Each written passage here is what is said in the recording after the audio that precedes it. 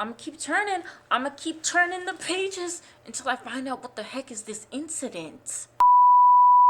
Uh-oh, back again. MC is back. What's happening?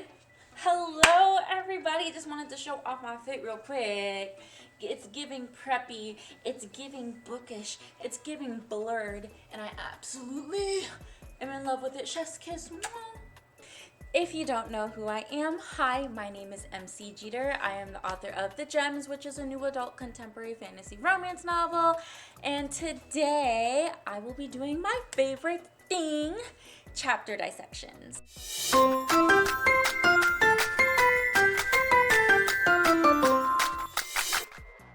So if you don't know what chapter dissections are, I'll give you the quick rundown. Basically, I am analyzing the first chapter of these books to try to see what elements they are using, and of the elements that they are using, what elements I like and I want to incorporate into my own writing. I was at a conference and this is one of the exercises that they said would be very helpful in improving your writing, and I don't want to just be a writer. I want to be the best writer that I can be. So I thought, okay, let me just dissect some chapters and have you guys watch me. And that's so fun. So the first two books I dissected are books that I have read before. So today I'm actually going to dissect a book that I've never read before. I've never cracked this book open, but I've heard wonderful things about it. So I don't know, my expectations are a little bit high, but the book that I'll be dissecting today is Twisted Love by Ana Huang.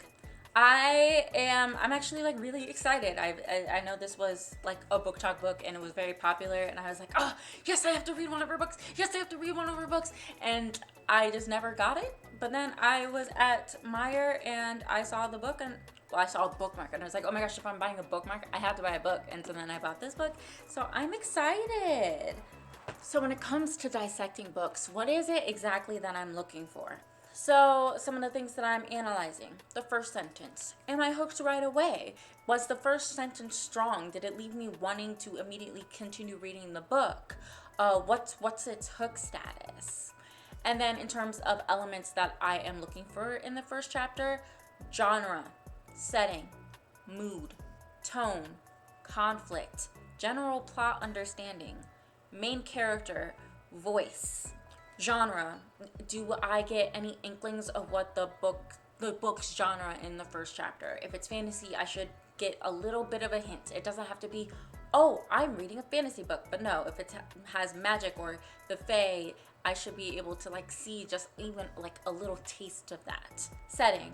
I should know where the book's being placed. If it's a historical novel, I should be getting some context of it being historical, whether it be via the architecture, whether it be horse and carriage running around, or even in the type of dialogue that the characters are using. Those are all aspects that we can use to tell the setting. Tone, that's kind of the ambiance that the author is giving by their word choices. Mood, that's the feeling that I feel as a reader that the author usually wants me to feel. That the tone and mood are very tied together. Is the author using a very serious tone so that I have a very stressful mood, if that makes sense. Conflict, what is going on in the book? Is there some inkling of a conflict? Now, of course, I don't want to know the conflict straight off the bat, but I should get some type of problem from the get-go. General plot understanding, something that I can't tolerate, or I guess I can tolerate, but I don't really like it, is that I'm already confused. Like, I really don't like to be confused. I'm often confused in my lifetime. I truly am. I am. And it wasn't always fun. It isn't always fun. So when I'm opening a book, I don't, like, if I'm opening a book, I would like to know what's going on.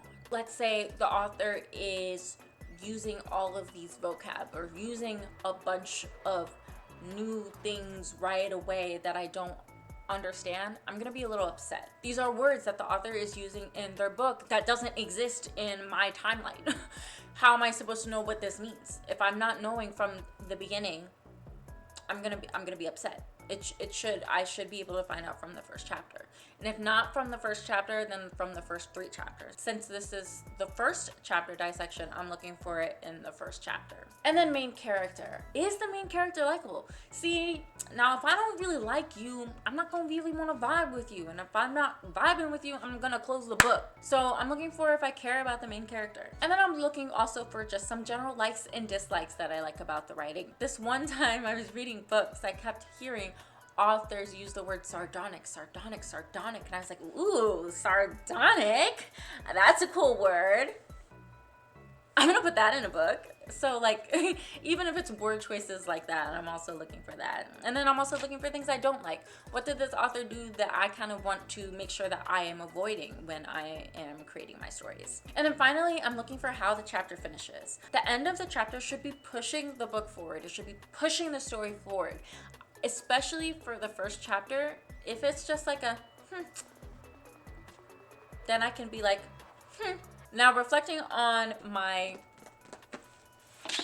current book, I do know that how my first chapter ends is not good, which means, well, it's fine, it's not great, it's put downable. I want to write a book that is not put downable. But of course, when we're getting into this chapter dissection, we need to have on our PPE. That is our personal protective equipment, because guys, we're in a lab.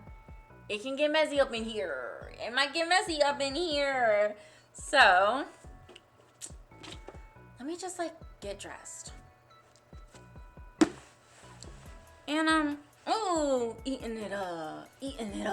I am so excited to get into this. I literally have no idea what this book is about. All I know is that it's a romance book. That's about it. I'm the type of person who likes to jump into books, so this will be fun. But before I start the dissection, do you guys like my lab coat? Ooh, ooh, ooh. Alright, guys. Don't I look so cute? Again, the book I'll be dissecting is Twisted Love by Ana Huang. It is a new adult contemporary romance novel.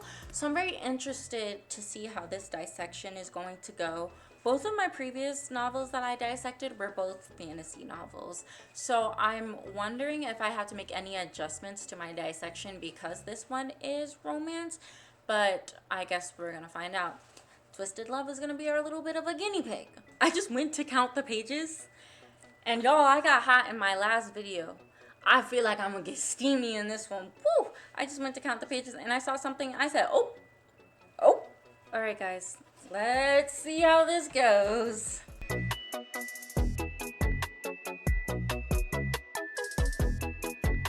LOL.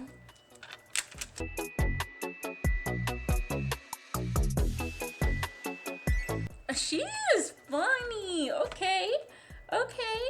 You're funny. Such a vibe. Like, we would be friends, totally.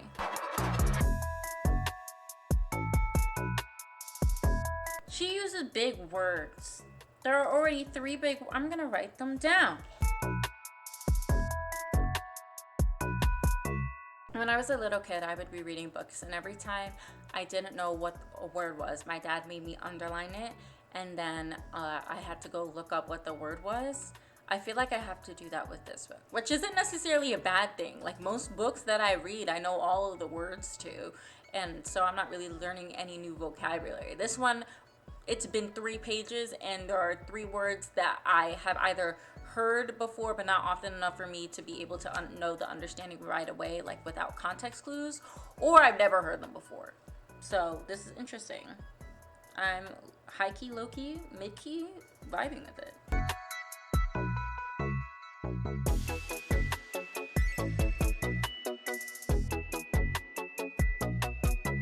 Dang, she got a lot going on with her.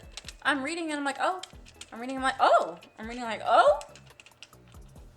Now, some of the things that I'm reading, it probably told you this in the blurb. Again, I don't often always read blurbs, or at least not the whole thing. Somatic symptom disorder? Potentially.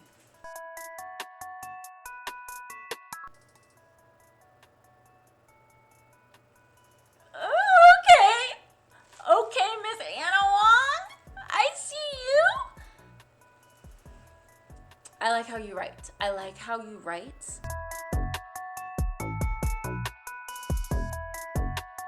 I get it. I get it. I get it. I got it. I got it. I get it. We good. Oh! Side note. I'm noticing a lot of tropes. Like, Ana Huang is already putting in a lot of tropes in here, and I'm catching them. I'm writing a contemporary romance. Have never written a contemporary romance before. I'm writing my first contemporary romance, and I'm now realizing the love interest has not shown up in the first chapter. You don't really get an inkling of romance, so I need to do that. Boom, boom. Bada bang, bada boom. Why can't I be like him? Why can't I be like him? I would like to be a multimillionaire in high school. Guys, he's making me feel like a slacker. What have I done with my life? I'm sitting here, you're watching me, in goggles, gloves, and a lab coat. But he, Mr. Alex, invented a new financial modeling software in high school that made him a multimillionaire before he could vote. What did I do before I could vote? Nothing. I'm a slacker. He's kind of a jerk. Not too much.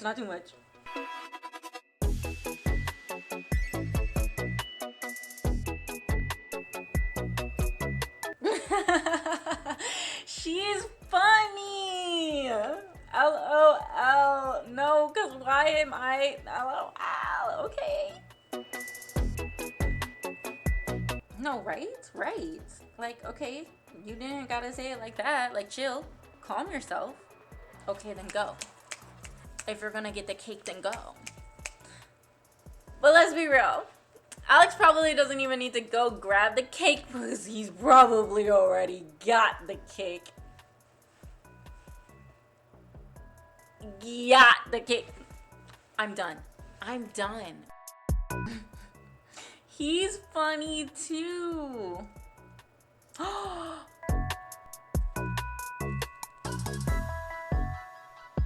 Chef's kiss. She is.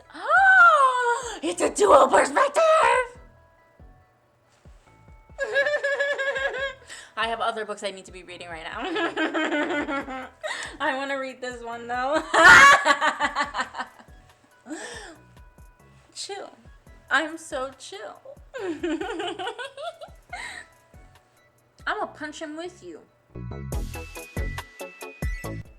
I'm gonna call them AA.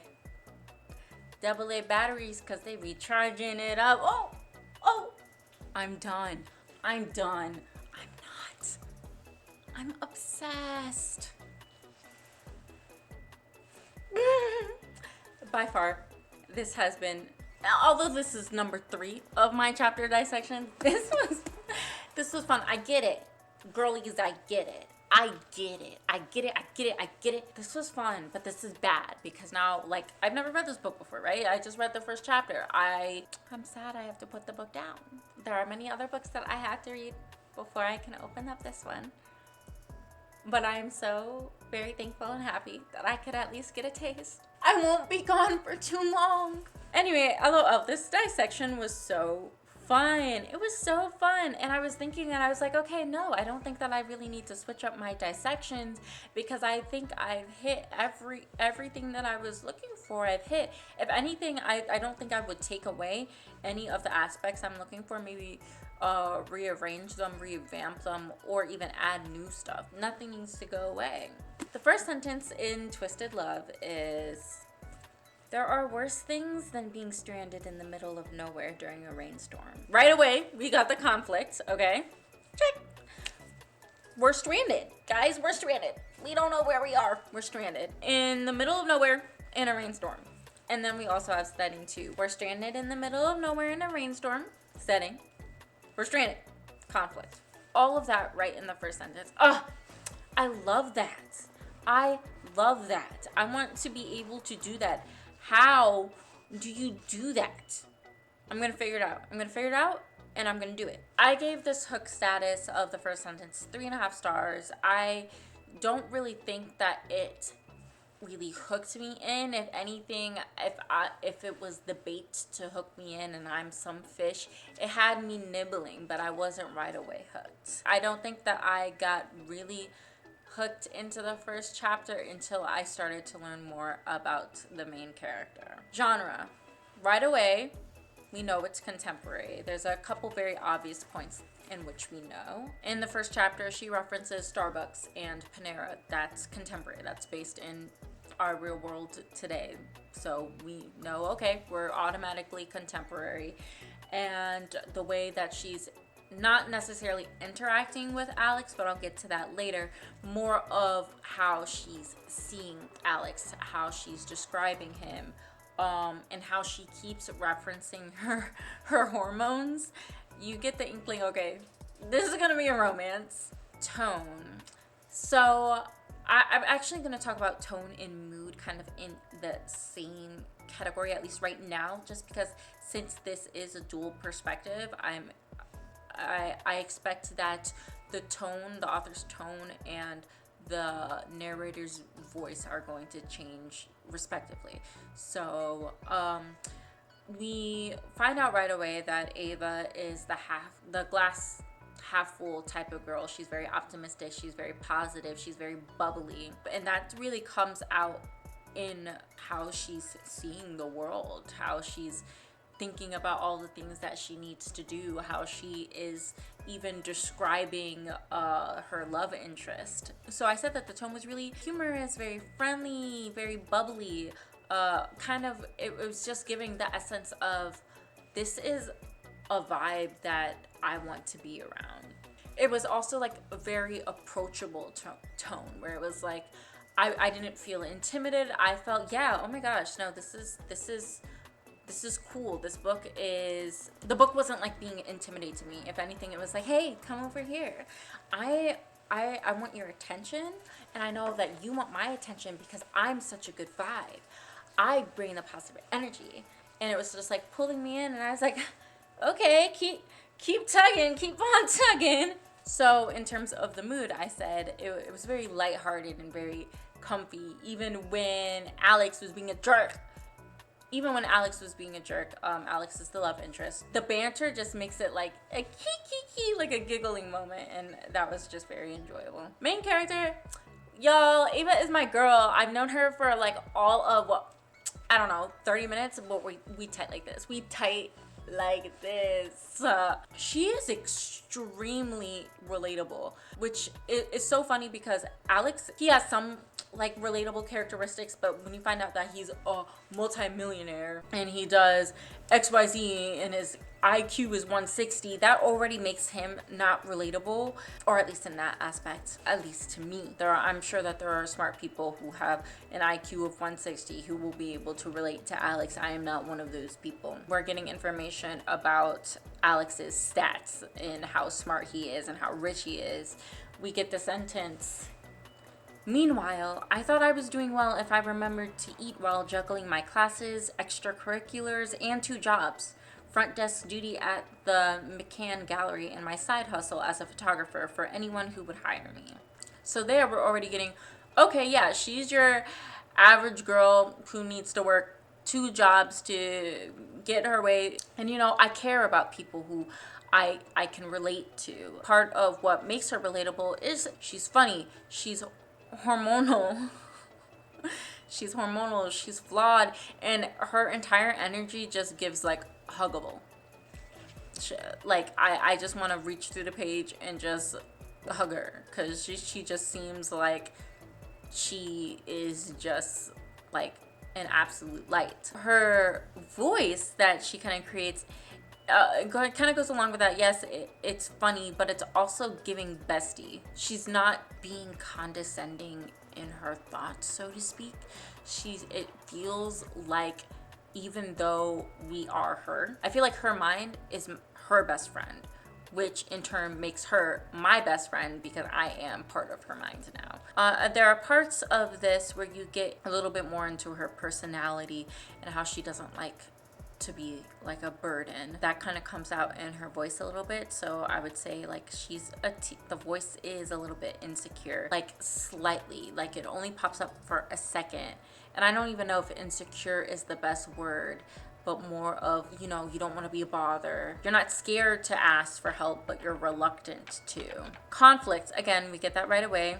Stuck in the middle of nowhere, and in the rain. But then there are all these other conflicts where Ana Huang is just like, you know what? Let me just tease you all with everything that's gonna go down in this book. So she talks about Ava's phobia, Ava's childhood. Our childhood had been 100 shades of messed up, or so I'd been told. And that's it. So you're like, oh, does she not remember her childhood? So her childhood is messed up. Does she not think that her childhood is messed up, but everybody else is telling her it is? Or does she not remember all the messed up parts of her childhood? Like, you know, I've got questions. I want the answers to them. I will keep reading to find out these answers. And then there's another thing that she brings up. This is capitalized in the book. Ever since the incident. What is the incident? Hold on. I want to know what the incident is. I'm going to turn the next page. Oh, the incident is, you don't talk about the incident. I'm going to keep turning. I'm going to keep turning the pages until I find out what the heck is this incident. And then, of course, we also have the tension between Double A, you know, Ava and Alex. That tension kind of builds throughout the whole car ride that they're riding together. And it's just like, okay. It's not necessarily like a conflict, but I guess it more kind of relates to the genre than the conflict. But you know, that tension at the moment. I know that their story is going to end in a romance. They don't know that that story is going to end in a romance. So to the character, it's a conflict. To me, it's fun. To me, I'm giggling and kicking my feet. To me, it's exactly what I'm looking for. So, you know, I'm all here for it. Ava, in the moment, is not. She's not really here for it. General plot understanding. I really super liked what Ana Huang did in this book. From dissecting these other books, I feel like I'm getting better. I'm catching these things. I have a mindset when I'm going into reading this book, so I feel that the things I'm looking for coming a lot easier to me. So in terms of general plot understanding, we find out that Alex is her brother's best friend. We all know about the brother's best friend trope. And I'm like, okay, wow, you have shown me exactly everything that you're going to give me. You know how when you're taking a test and your teacher gives you the study guide, and the study guide is exactly like the test, where there aren't really any type of crazy upsetting surprises. It's exactly what they told you was going to be. I feel like she's telling me exactly what this book is going to be, and it's going to be like that. And that's something I kind of appreciate it. Now, I am the person who likes the whiplash. I am the type of person who likes the shock, and you can still give your readers a shock factor while also setting the expectations up for them in the beginning of the book. And I'm excited to see if this book is able to still give me the shock factor even while setting up the expectations for me and like giving me hints and vibes of what is going to happen. It's also seeming like grumpy time sunshine. Alex is kind of a jerk. He's a little bit not really pleasant, but Ava is like very pleasant.